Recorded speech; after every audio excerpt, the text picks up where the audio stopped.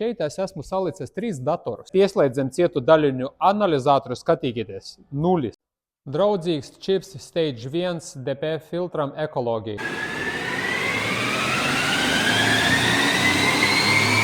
Mašina 2013. gads atbrauca pie mums uz pilno čipošanos. Tad pārbaudīt mašinu uz jauda stenda, saprogrammēt dzinēju, saprogrammēt ātrumu karbu. Visa ātrumu karba ir saprogrammēta veiksmīgi ar XHP Flash Tool Stage 3, kur būs redzami uz panelē spidometrā. Tad, kad tu brauci uz drive, tev sāks rādīt, uz kura ātruma tu brauci. Ja mašinas ātrumu karba nav čipota, viņš to nerāda. Plus tur spiedinīs sacelas, solenoidam spiedinis sacelas, shiftī pātrinājās uz augšu un uz leju. Savādāk pilnībā strādā ātrumu karba, sačipojot ar XHP Flash Tool. Bet galvenā lieta mums ir tāda, pie mums veicot chip tuningu, jūs uzzināsiet ļoti daudz par savu automašinu. Kā piemēram, šitai mašinai ir 3-litrīgais BMW, viņam ir jābūt 256 vai 8 zirgspēkai un 560 griezes moments. Mēs uzliekot viņu uz jauda stenda, mēs redzam, kāda reāla viņam jauda ir. Cik tā zirgi un cik tā griezes moments. Arī mēs pie viena paņemam viņai uztaisam datalogus, diagnostiku, nolasam failu, pārbaudam failu, vai kas ir čipots iepriekš vai nav čipots. Mēs pilnībā visam tām izējam cauri. Tātad sākšu pastāstīt tieši par šito modeli. Mēs taisam ļoti saucīgu, draudzīgu čipu, ja mašina, piemēram, ir ekoloģija atstāta un klients vēlas normālu labu steidžu ikdienā pārvietoties. Mēs to varam nodrošināt. Nav svarīgi, kāda mašina līdz tam 13 vai pēc 13 gada. Mēs vienmēr taisam labas kvalitātes failus un individuālus failus. Nekopējam vai nerakstam no citu mašinu failus. Man tas nepatīk, nevajag problēmu. Labāk ilgāk izdarīt kvalitatīvāk vienu darbu, viņu saprogrammēt, salikt un ņemt citu mašinu. Tātad šitai mašinai mēs izņemam ārā vadības bloku, nolasim viņu uz galda, es pārbaudīju failu, viss bija kārtībā, bet pirms tam mēs paskatījāmies viņam datalogus, paskatījāmies visus parametrus, bet konstatējam to, ka viņam drusku ir problēma ar DPF filtru kodu, un mašina ir atbraukusi no tālienes, uz šosies braukta, bet vienalga viņam tas DPF pilnvērtīgi nestrādā. Mēs esam konstatējuši to, ka viņam 40 gramu aizsarījums un pretspiediens 0,40 bāri. Tas ir ļoti daudz, ja būtu 0,5 bāra, pusbāra jau mašina ietu avārijas režimā. Un ja mēs skatāmies pēc parametram, arī uzliekot mašinu uz jauda stenda, viņam, kā es minēju, ir jābūt 258 zirgi, bet viņam ir 210 zirgi. Un griezes moments viņam ir jābūt 560, bet viņam ir knapi 500, 496, 497 ņūtonai. Varat atnākt šeit es esmu salicis 3 datorus, kā mēs to visu pārbaudam.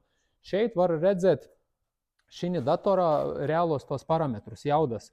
Tā kā acīm redzot, jau uzreiz mēs redzam, kad viņai pietrūkst zirgu un griezes moments. Tātad pēc mūsu čipa, pirms čipa bija 210, pēc mūsu čipa 252.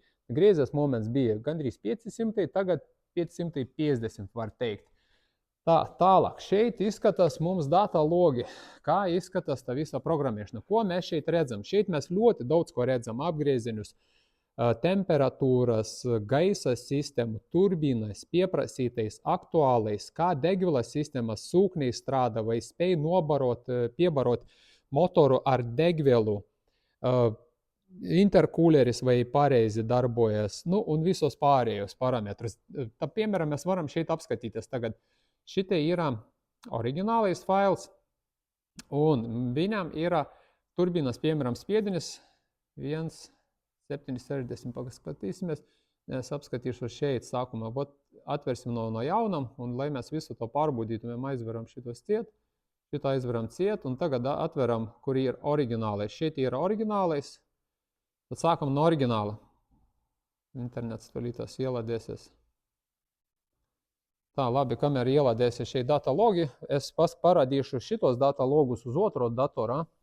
Tas ir saistībā ar DPF-u. Redzat, piemēram, ja mēs aiziesim bišķiņ augstāk, kur viņam ir apgriezieni pie 4600 apgrieziņu, DPF filtra pretspiedenis, tas 1412 millibāri. Ja būtu bāros mums saprotams, tad atņemam vieninieku būs 0,400. 0,40. Tas ir diezgan daudz tai mašinai, var teikt. Un grāmai, redzat, aizsarējums 42, gandrīz 43 grāmai aizsarējums. Tā, un viņam pēdējā reģenerācija bija, kur mēs iepriekš redzējām, pirms cik kilometram, burtiski nesen, pirms dažam kilometram viņam bija pēdējā reģenerācija. Tā, šeit mums ieladējas tagad data logika, ko es jums teicu, ka mēs parādīsim. Tad mēs šeit ļoti daudz parametru redzam. Piemēram, turbīnas spiediens maksimum ir 1,750. Un, ja mēs skatāmies miligrāmus degviela, 71 miligrāmus degviela viņam ir. Un šeit vēl griezes momentu var redzēt, ka no rūpnīcas ir 562 redzēts. 570 pa dažreiz iecelas augšā. Tā, kas mums notiek ar visiem pāriem parametriem, gaisa masas mērītāji, šeit mēs redzam kilometrāžas, tas viss ir atbilst. Tā kā, ja mēs vēl ieslēgsim tagad mūsu, kur ir čipots data logi, tune. Tā, šeit uzreiz jau ieladies, tad mēs redzam, ka gazas pedāļas nospiest ir līdz galam, 99,61%. Un, ja mēs tagad redzam rail pressure, spiediens, skatāmies 17, 18, 19, un ļoti labi sakrit. Pieprasīties ar aktuālu sapas. Paskatīsimies tagad turbīnas. 1,760. Arī ir ok. Redzat, Newtonai arī jau pāri 600, iet uz augšu 620, 621. Temperatūras ir labas, bet nozīm to, kad ir problēma, kāpēc mums nav vairāk busta, nekā viņam vajadzētu būt, tādēļ, kad ir QF filtra pretspiediens paliels. Jūs tagad uzdosiet jautājumu, kāpēc tu čipoji to mašinu, ja tu redzi, ka ir problēmas ar DPF filtru. Atbildēšu tā uz to jautājumu, ka mēs visam šitam procesam izgājam cauri, nomērījām, paņēmām visus parametrus, un es uzvanīju klientam. Es vienmēr katram klientam uzvanu, ja viņš šeit nav uz vietas negaida, un mēs izrunājam situāciju, ko jūs darīsiet, kā risinājam, vai mēs čipojam, vai remontējat. Īpašnieks nolēma uztaisīt vienalga drošu saucīgo čipu, zinot to, kad ir tur problēmas ar DPF filtru, viņam risinājums būs tāds. Mēs tulītās noņemsim mašinu no jauda stenda, pieliksim pie cietu daļiņu analizatoru, tāds pats, kāds ir tehniskajās apskates TSDD, un pamērīsim, ja QF filtrs nav saplēsājies un viņš vēl ir vesels, tad cietas daļiņas ir jābūt ļoti labas. Tad nozīm to, ka tādu QF filtru ir iespējams izmazgāt un tālāk viņu eksploatēt. Bet, ja cietas daļiņas mums vairāk būs jau tūkstošiem, ies uz augšu pārsniegs pat miljonu, tad tavu nekāda mazgāšana nepalīdzēs. Atceries to, ja tava cietas mašinai cietu daļiņu limits pārsniedz tur 100 000 vai pat miljonus ir, tad viņš jau laiž cauri un mazgāšanā vienkārši izmesta nauda miskastē. Tā daži varianti - saremontēt dzinēju, atrast iemeslu, kāpēc viņš aizaug vai nomainīt pret citu QF filtru, tad tas būs jēdzīgāk nekā maksāt par noņemšanos un mazgāšanos.